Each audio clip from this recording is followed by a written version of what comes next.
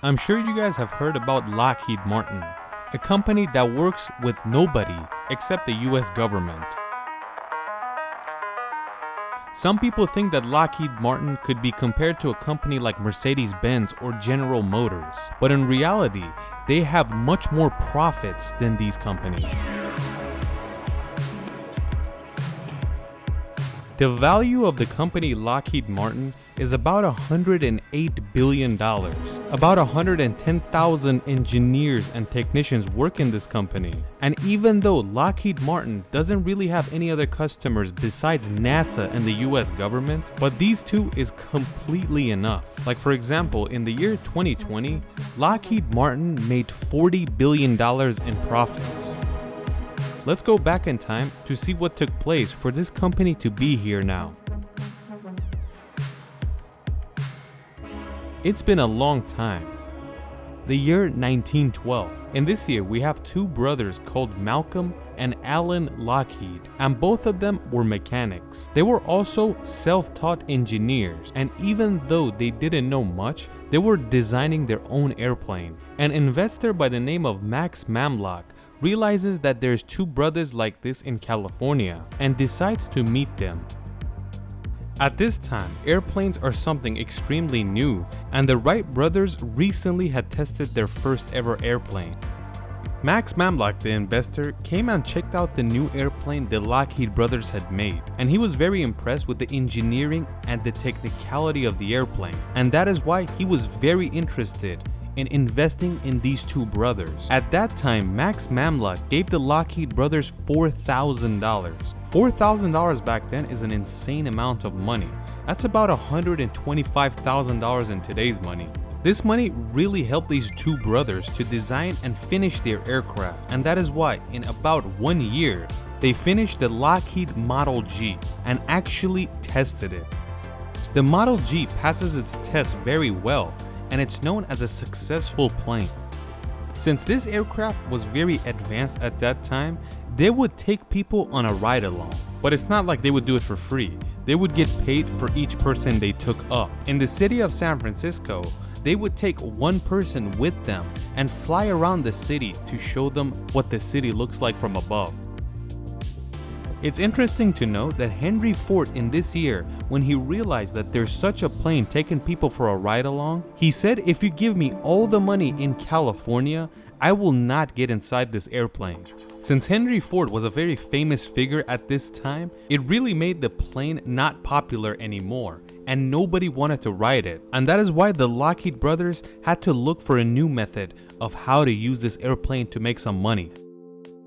Max, the person that invested $4,000 of his money into this company, and he realized that there's nothing in it, he kinda got cold-hearted and didn't want to invest in their company anymore. And when the funds were cut from Mamlock, the two brothers really suffered because these two brothers were broke and couldn't continue making new airplanes and designing new parts. And that is why they went around the US to look for investors. They couldn't find anyone for 2 years, and they tried everywhere, even overseas, but they wouldn't give up. And eventually, in the year 1915, the Lockheed brothers got Paul Meyer, a French investor, to invest in their Lockheed company. The Lockheed brothers realized that people from San Francisco are not interested in this aircraft and they don't want to ride it. And that is why they took their business elsewhere, and they start another business in the city of Santa Barbara, California.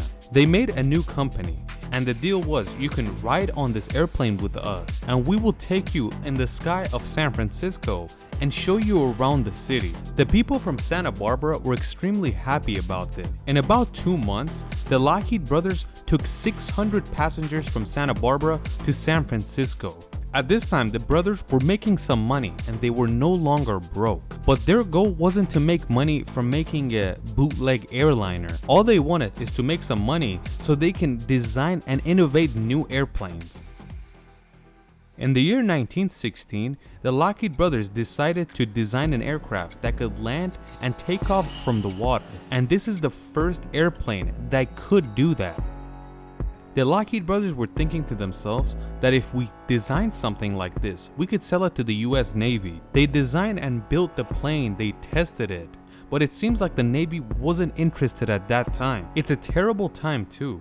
World War I has just ended, and the US airplane fleet is ginormous, and they're selling their used airplanes like hotcakes. You could have bought an airplane from the government for only $300 at that time, while the Lockheed brothers are charging $2,500. At this time, there's another American engineer by the name of Glendale Martin, and he's also designing his own aircrafts in his shop. Martin didn't have to worry about money, but he had his life goal set. He wanted to build planes only to sell to the US Army. All he believed is to make the airplanes so good that the military can't refuse them. It's interesting to know that in the year 1918, one of the first bomber planes was created by Glendale Martin, and he named it the MB-1. This airplane was so giant for 1918 that when they tested it on the runway, Glendale Martin was actually arrested by the police, and he was questioned, "What the hell kind of plane is this?" And the police thought they were Germans because they've never seen such a machine before. We got to know the Lockheed brothers. They love engineering and airplanes, and they only want money to work on their passion, and that means designing and innovating new aircrafts. On the other side, we got to know Martin. Someone that has money, but he wants to produce things that the government will buy. He very well knew that if the government is your customer, that company is gonna be booming. Both of these companies are growing day by day, and slowly they're selling their product to the government. But this is the time where the Great Depression hits. The Great Depression caused a lot of aircraft manufacturers to go bankrupt, but these two companies called Lockheed and Martin actually survived the Great Depression. Eventually, they passed the Depression and get to World War I in 1941. At this time, more European countries need weapons than the US because US has plenty. So when the United States enters World War II in the year 1941, after 20 years of trying, the Lockheed Company finally has a contract with the US military. They produce airplanes like the P-38 or P-80s and sold it to the US military.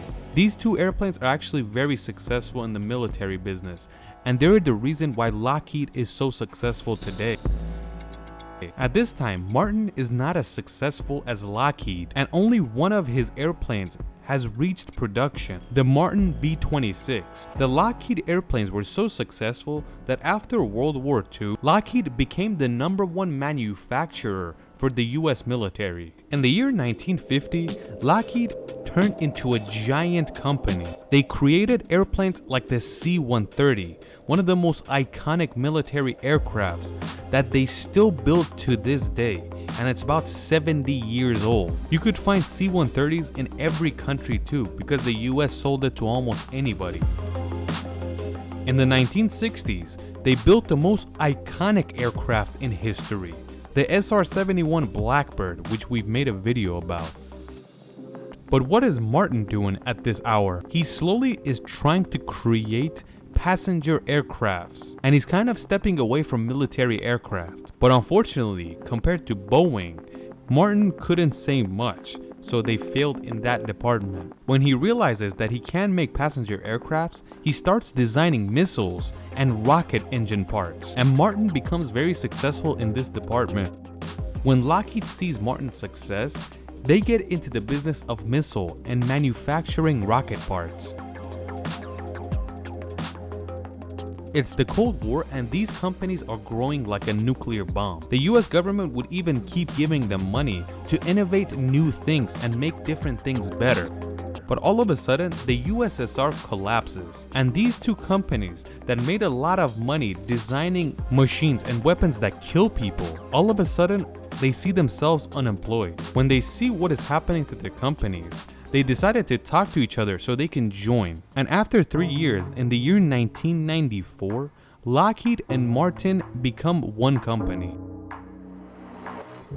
At that time, Lockheed and Martin joined together to prevent themselves from going bankrupt, not to create a monopoly. But the more we go forward, especially in the wars in Iraq and Afghanistan, Lockheed Martin has made so much money that they're considered a monopoly in the military department. So if another company wants to compete with them, they're gonna have a very difficult time beating them. Before 9/11, each Lockheed Martin stock cost $19. but it kept rising after this event took place. And right now, each Lockheed Martin share is $465 because after that event took place, these military companies made a lot more weapons and innovated a lot more tech in warfare.